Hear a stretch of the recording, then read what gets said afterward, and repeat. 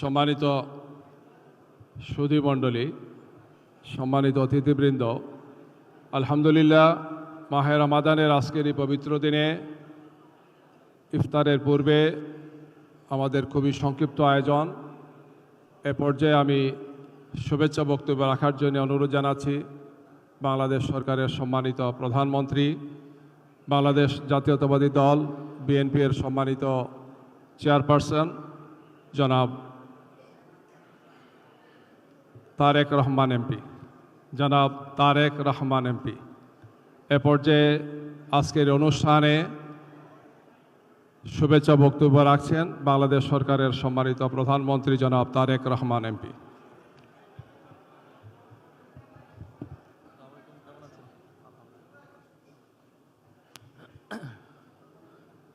বিসমিল্লাহির রহমানির রহিম।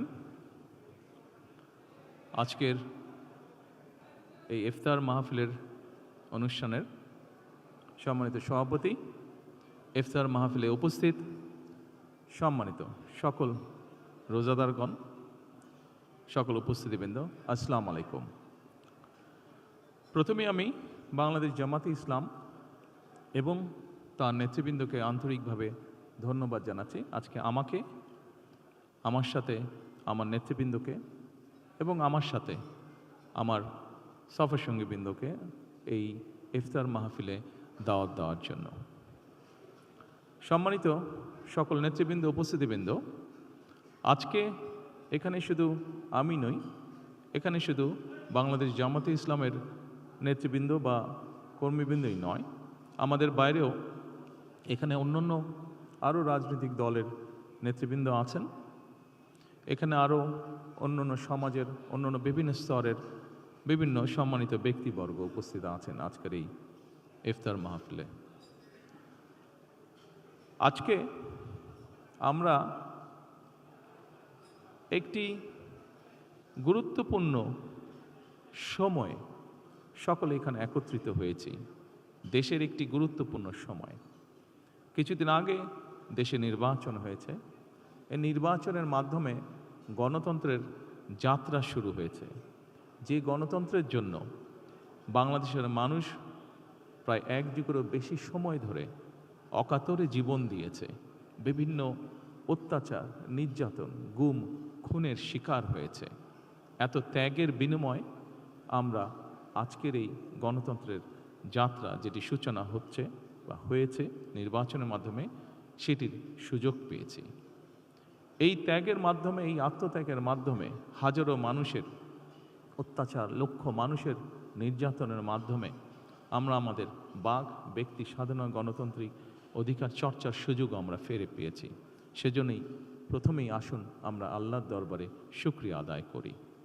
সম্মানিত উপস্থিতিবৃন্দ, বাংলাদেশের মানুষ আজকে অনেক প্রত্যাশা নিয়ে, অনেক আকাঙ্ক্ষা নিয়ে, অনেক আশা নিয়ে আমাদের সকলের দিকে তাকিয়ে আছে, বিশেষ করে রাজনৈতিক দলগুলোর দিকে তাকিয়ে আছে। আজকে আমাদের এই ইফতার মাহফিলে আসুন আমরা আল্লাহর নামে শপথ গ্রহণ করি যে আমাদের আগামী দিনের কাজগুলো হবে এই দেশের মানুষের ভাগ্য পরিবর্তনের জন্য। আসুন আমরা আল্লাহর দরবারে সেই রহমত চাই যার মাধ্যমে আল্লাহ আমাদেরকে এই দেশের মানুষের ভাগ্য পরিবর্তনের জন্য, এই দেশের ভাগ্য পরিবর্তনে কাজ করার তৌফিক আমাদেরকে আল্লাহ তাআলা দিবেন।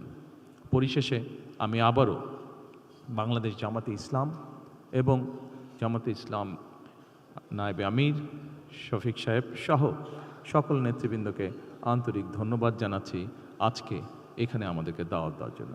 আসসালামু আলাইকুম।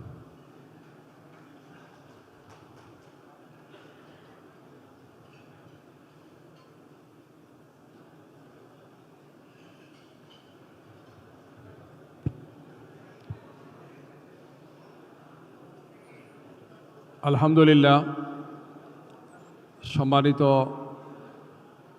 প্রধানমন্ত্রী, বাংলাদেশ সরকারের সম্মানিত প্রধানমন্ত্রী আজকের এই মাহফিলে